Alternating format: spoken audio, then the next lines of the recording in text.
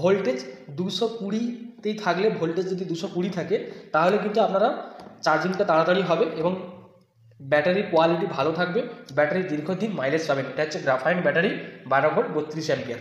12 volt 32 ampere lead acid ব্যাটারিতে কত অ্যাম্পিয়ারের চার্জার দিয়ে চার্জ করলে ব্যাটারি 2 বছর থেকে 2.5 বছর পর্যন্ত লংজিভিটি দেবে?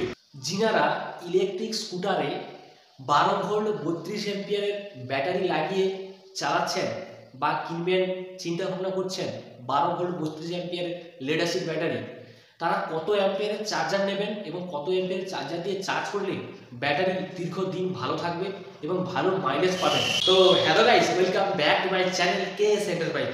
টাইটেল এবং থাম্বনেল দেখে অবশ্যই বুঝে গেছে যে আজকের ভিডিওটা কি নিয়ে হতে চলেছে। তো আর বেশি কথা না বাড়িয়ে চলো আজকের ভিডিও শুরু করা যাক।